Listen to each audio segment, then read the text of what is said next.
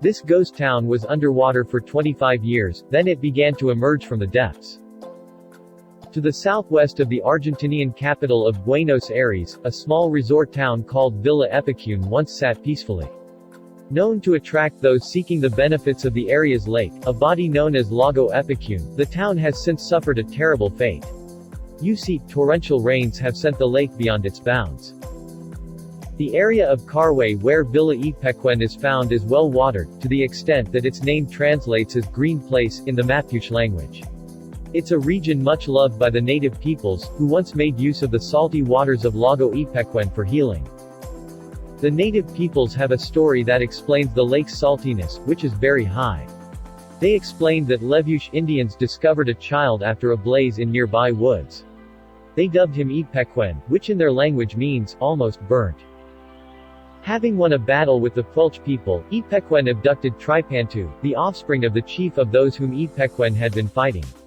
Tripantu was very taken with Epecuen, but after a month, he lost interest and started cavorting with other captives.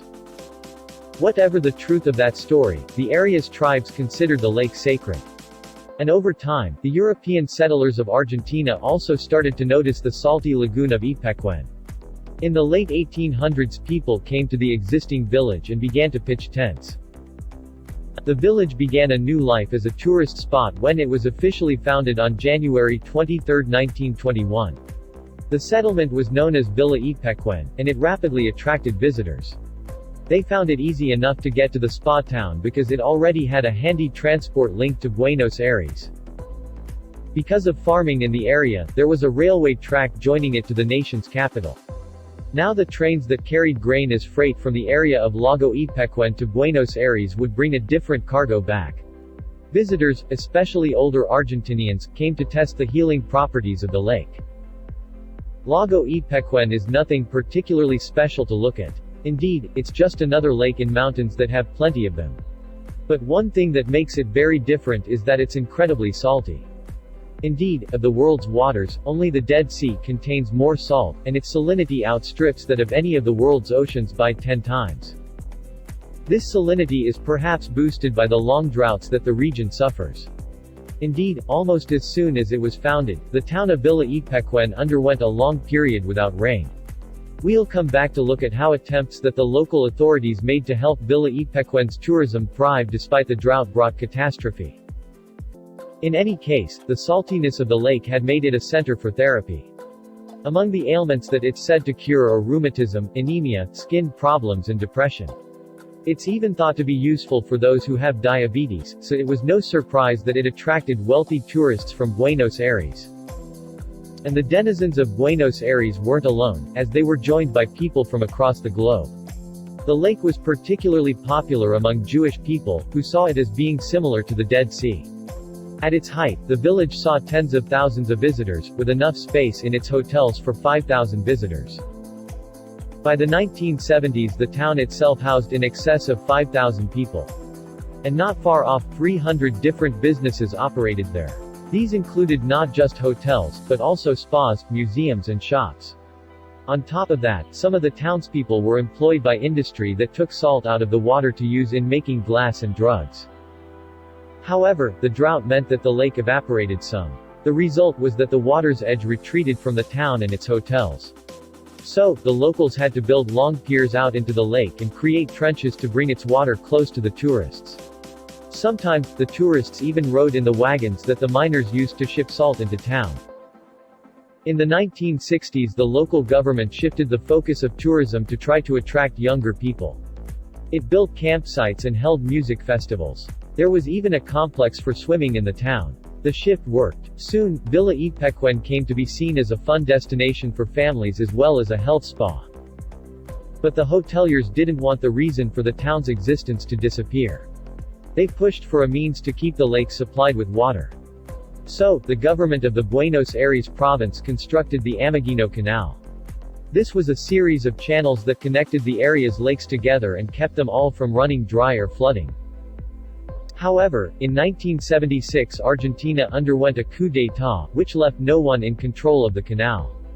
Rubian Basagonal, who once lived in Villa Epecuen, described the outcome to Argentine newspaper La Nación in 2010. He said, the tap was open, but it was no longer closed. This proved to be disastrous. With no outlet, the lake swelled by 20 inches and more each year from 1980 onwards. As it crept upward, the water neared the top of the levee that had been put in to keep the town of Villa Epecuen safe. However, no one seemed to be much bothered. After all, the water was still not quite at the top of the wall. But the period of drought had given way to a new era of heavy rains. On November 10, 1985, a massive downpour finally proved the final straw for the levee. It burst, and water started to flood into the town. Straight away, the water settled in Villa Epecuen, 4 feet deep.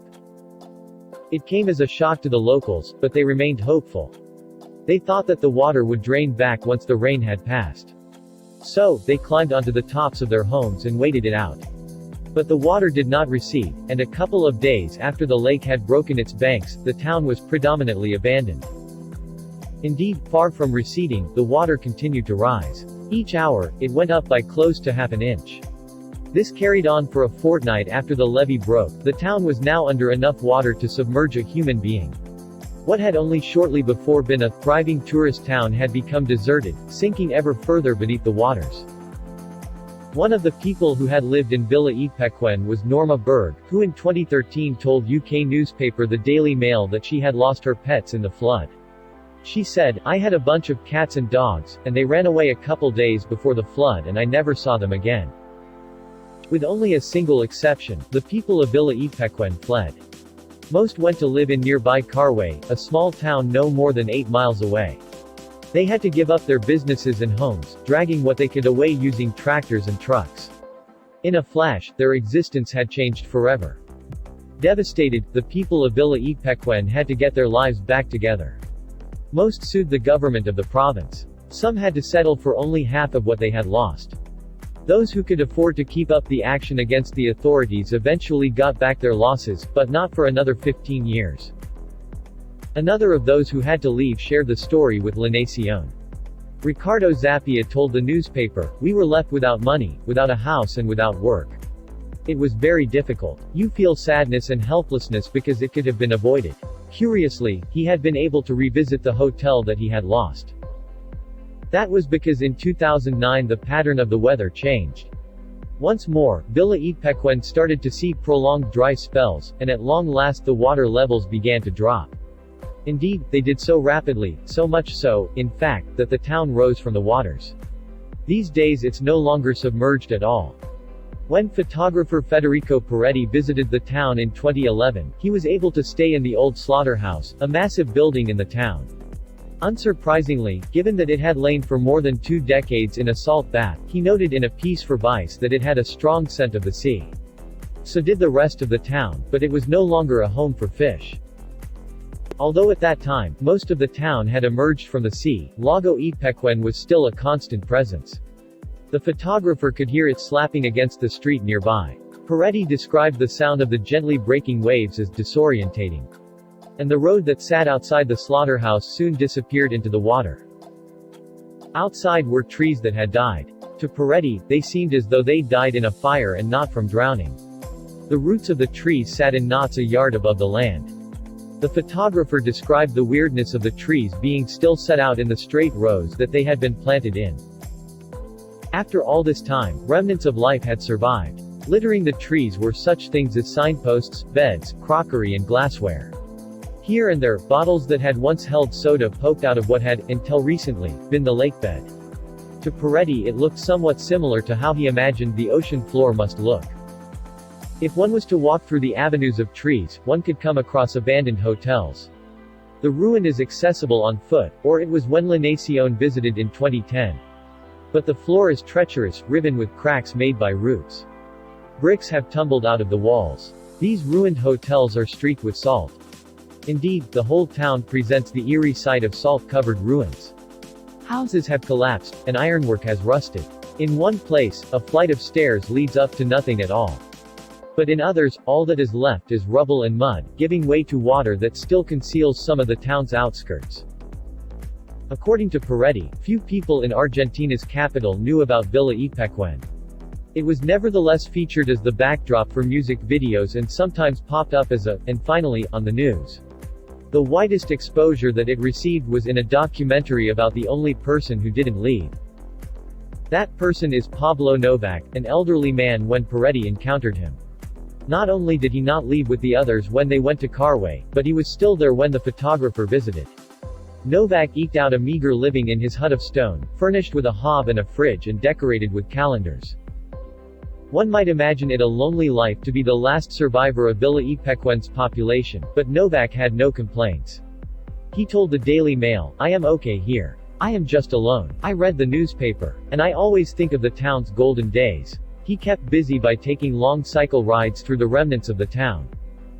Novak is not always alone. Sometimes, scavengers creep around the ruined town. What they hope to find isn't clear, given that it's a place of ghosts and rot. But they're able to sneak around the ruins and steal whatever they can discover because the writ of the law no longer extends to Villa Epecuen.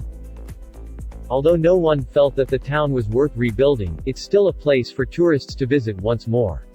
Not that it's straightforward to go there, given that the town lies at the end of many miles of country lanes.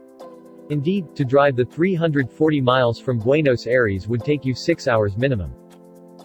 However, people do come by, as Novak explained to the Daily Mail. He told the newspaper, "Whoever passes nearby cannot go without coming to visit here. It's getting more people to the area, as they come to see the ruins. And the hope is that the ruins will lure tourists, just as Villa Epecuen used to. That's because a lot of the people who went to Carway set up in the same kind of business, so that now it too can offer the full suite of services connected with the salty lake." Javier Andres is the director of tourism for the area. And he told the Daily Mail, "Not only do we have Epecuen with the ruins and its natural wealth, but we also can increasingly offer other alternatives. And tourists are not the only visitors. As well as the music videos that we mentioned earlier, the town has starred in a movie. When Marcos Efron shot the thriller And Soon the Darkness in 2010 starring Amber Heard and Karl Urban, Villa Epecuen was the ideal setting for the spooky action. Now the waters have receded, and the town is once again a tourist destination.